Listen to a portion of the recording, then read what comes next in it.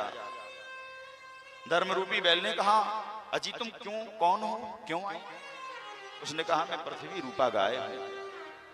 आज पापियों के अत्याचार के कारण मैं इस धरती अब बहन इनका वजन और इनका भार सहन नहीं कर सकती, इसलिए भगवान के पास जा रही हूं कि मुझे अब इन पापियों का वजन सहन नहीं होता। परंतु तुम कौन हो?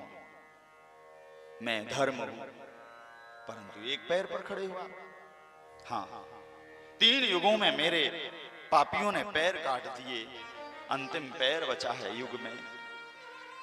एक पैर पर खड़ा हूं, आताताइयों ने पैरों को नष्ट कर दिया। बात चल ही रही थी, तब तक विकराल रूप में कलयुग आया, भीभत्स रूप में तलवार निकाल करके जैसे ही उस एक अंतिम पैर को काटने के लिए दौड़ा, राजा परीक्षित ने हाथ पकड़ लिया। कौन हो?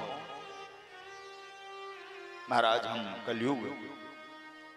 कलयुग? हाँ, आज धरती पर मेरा युग प्रारंभ हो रहा है महाराज,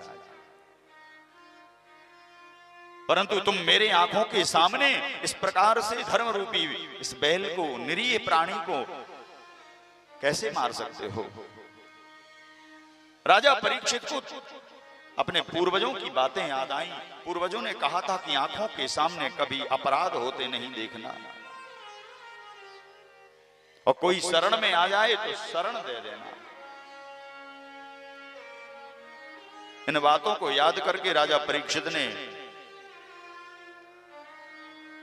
कलयुग को मारना शुरू किया, तो कलयुग शरण में आ गया, चरण में गिर पड़ा। महाराज, क्या करूं? आप राजा हैं और आपके ही राज्य में मुझे रहना है, मुझे स्थान तो दो, किसी स्थान, क्योंकि जब आपकी शरण में रहना है तो मुझे आप जहां रख देंगे हम वहीं रह जाएंगे। तो राजा ने कहा, एक काम करो, मैं तुम्हें 4 स्थान देता हूं, उन 4 स्थानों पर रह जाओ, क्योंकि कर्म के अनुकूल ही उसको फल मिलता है जीवन में महाराज। कि कर्म प्रधान विश्व करी राखा, कर्म प्रधान विश्व करी राखा, कर्म प्रधान विश्व करी राखा, कर्म प्रधान विश्व करी राखा। जो जस करे सो तस फल चाखा, जो जस करे सो तस फल चाखा।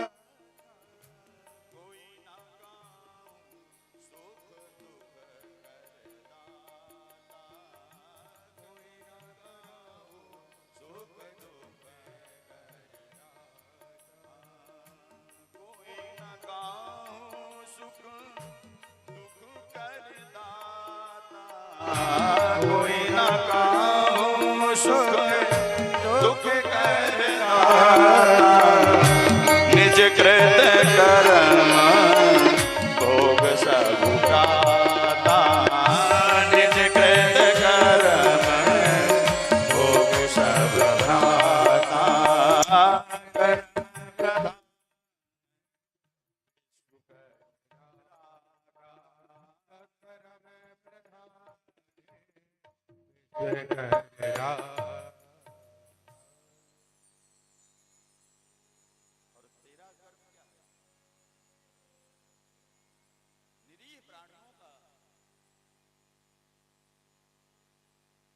मारना, अपराध करना तेरा करना।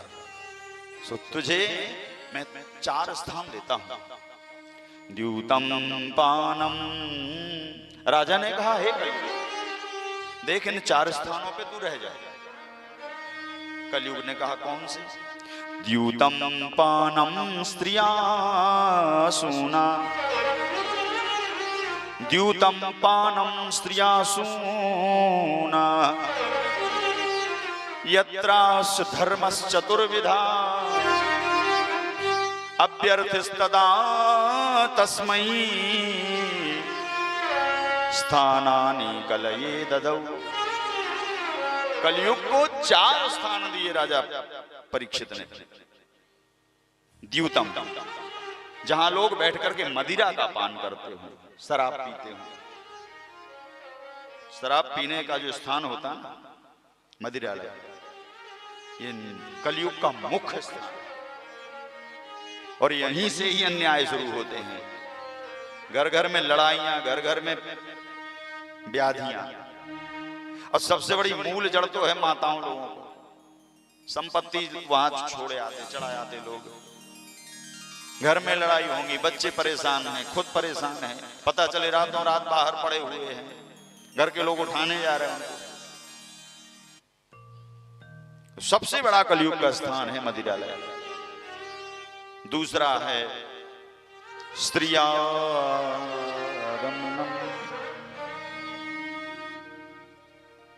जुआ, जहां पर जुआ खेला जाता हो, पत्ते, ये कलयुग का दूसरा स्थान। पर स्त्री गमन होता हो, पराई स्त्री के, कन्या के साथ व्यभिचार लोग करते हों, ये कलयुगी स्थान है। और चौथा अंतिम स्थान, जहां गऊ और ब्राह्मणों की हत्या होती है, गाय को मारा जाता हो, ब्राह्मणों की हत्या की जाती हो, ब्राह्मणों के साथ, गाय के साथ अन्याय किया जा रहा हो, ये कलयुग का चौथा स्थान। कलयुग फिर चरणों में गिर गया। महाराज क्या इतना बुरा हो, एक भी स्थान अच्छा नहीं दिया? इतना भी बुरा नहीं हूं मैं भी तो युग हूं। जैसे सारे युगों में अवतार होते हैं, जैसे सारे युगों में धर्म होता है, मेरे अंदर भी कुछ धर्मीय गुण हैं। क्या मैं एक भी अच्छे स्थान के लायक नहीं हूं? तो राजा ने कहा, ठीक, देख तू सोने में रहेगा।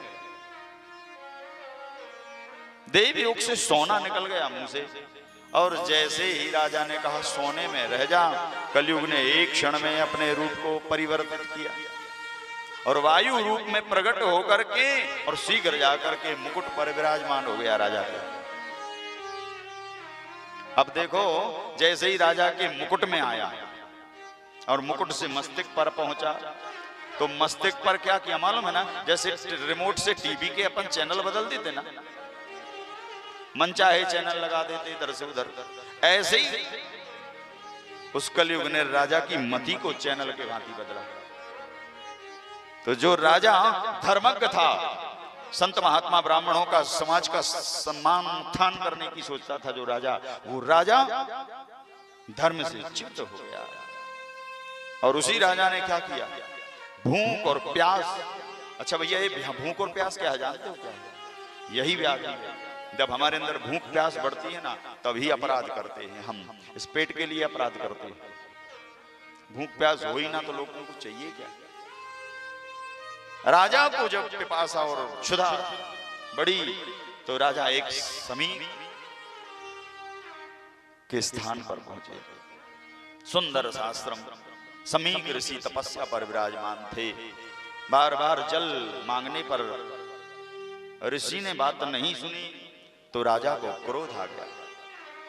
देखो, जो राजा कभी क्रोध नहीं करता था, मैंने कल बताया था ना, गीता में भगवान ने क्या कहा? क्रोधात भवति सम्मोहात्, सम्मोहात् स्मृति भ्रंशात्, भ्रंशात् बुद्धिनाशात्, बुद्धिनाशात् प्रणश्यति। पहली सीढ़ी है क्रोध पतन की। जल्दी नष्ट होना है तो क्रोध करना शुरू करो। राजा कभी क्रोध नहीं करता था, लेकिन कलयुग के प्रभाव से राजा को क्रोध आ गया। किसके प्रति? संत के।